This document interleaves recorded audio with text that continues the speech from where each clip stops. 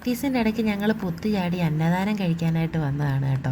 കരിങ്ങന്നൂർ ഭുവനേശ്വരി ക്ഷേത്രത്തിൽ ഉത്സവം തുടങ്ങിയിട്ടുണ്ട്. അപ്പം 10ാമത്തെ ദിവസമാണ് നമ്മൾ വന്നത്. അപ്പം ഞാൻ സ്കൂളിൽ പ്രാക്ടീസിന് വന്നപ്പോഴത്തേനും എല്ലാവരും ഇവിടെ പ്ലാൻ ചെയ്യുന്നുണ്ടായിരുന്നു അന്നദാനത്തിന് പോകുന്ന കാര്യം. അപ്പം വന്ന ഉടനെ പ്രാക്ടീസ് പോലും ചെയ്യാതെ വണ്ടിയെടുത്ത് നമ്മൾ നേരെ വന്നപ്പോൾ ഒരു 11 മണിയൊക്കെ ആയിട്ടേ ഉള്ളായിരുന്നു. അതുകൊണ്ടൊക്കെ ചോറ് ഇങ്ങനെ കൊടുത്തു തുടങ്ങുന്നേ ഉണ്ടായിരുന്നുള്ളൂ. അതുകൊണ്ട് നമുക്ക് പെട്ടെന്ന് തന്നെ ചോറ് കിട്ടിയൊക്കെ ചെയ്തു. രഞ്ജി ചേച്ചി നമ്മുടെ തൊട്ട് പുറകിന് വരുന്നുണ്ട്. രഞ്ജി ചേച്ചിക്കുള്ള ചോറ് ഞങ്ങൾ വാങ്ങിച്ചു വെച്ചിട്ടുണ്ടായിരുന്നു.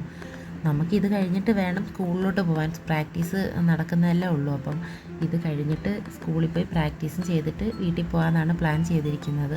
അപ്പം അച്ചാർ, തോരൻ, അവിയൽ, സാമ്പാർ നല്ല അടിപൊളി ഫുഡായിരുന്നു കേട്ടോ. നല്ല മധുരം കുറഞ്ഞ പായസവും നല്ല ചൂട് വെള്ളം ഉണ്ടായിരുന്നു. പുറത്ത് നല്ല വെയിലാണ്. അതിൻ്റെ കൂടെ ഈ ചോറും കൂടി ഇങ്ങനെ കഴിക്കുമ്പോൾ നല്ലൊരു സുഖം ഉണ്ടായിരുന്നു കേട്ടോ. അമ്പലത്തിലൊക്കെ വരുമ്പോൾ നമ്മൾ അങ്ങനെയല്ലേ കഴിക്കേണ്ടത്, നമ്മൾ നന്നായിട്ട് ചൂടും വെയിലും ഒക്കെ കൊണ്ട്. അങ്ങനെ രഞ്ജി ചേച്ചിയും വന്നു. അങ്ങനത്തെ ക്യാമറ കാണുമ്പോൾ ചിലർക്ക് നല്ല മുദ്രകളും ഭാവങ്ങളും ഒക്കെ വന്ന് മറയാറുണ്ട്. അങ്ങനെ ഞങ്ങളിതേ കൈയൊക്കെ കഴുകിയിട്ട് അവിടെ മാറി നിന്നു കേട്ടോ. നല്ല വെയിലാണ്. അപ്പം ആളുകളൊക്കെ ഇങ്ങനെ കൂടിക്കൊണ്ടിരിക്കുകയാണ് കേട്ടോ.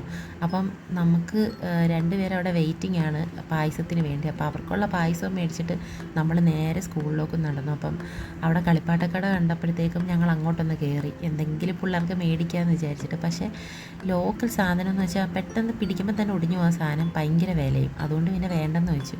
അങ്ങനെ പാത്തു രഞ്ജി ചേച്ചിയും കൂടെ ഒരു വണ്ടിയിലും ഞാനും ശാലുവും കൂടെ ഒരു വണ്ടിയിലും പോയി. അങ്ങനെ സ്കൂളിൽ ചെന്നപ്പോൾ തന്നെ ഒരാൾ ഗേറ്റിൻ്റെ അവിടെ ഇങ്ങനെ കാത്ത് നിൽക്കുകയായിരുന്നു കേട്ടോ. കണ്ട പാടെ അവൾ പായസം തട്ടിപ്പറിച്ചുകൊണ്ട് പോയി. അപ്പോൾ ഇവിടെ ഒരു പുതിയ ഒരാൾ വേറൊരു വേഷത്തിൽ മുടിയൊക്കെ സ്ട്രെയിറ്റ് ചെയ്തൊക്കെ വന്നിരിക്കുന്നു. അപ്പം നല്ല രസമുണ്ടായിരുന്നു കാണാൻ കേട്ടോ. പിന്നെ അവളുടെ ഷോ ആയിരുന്നു കുറച്ച് നേരത്തേക്ക്. അതൊക്കെ കഴിഞ്ഞ് പിന്നെ നമ്മുടെ പ്രാക്ടീസിന് പോയി.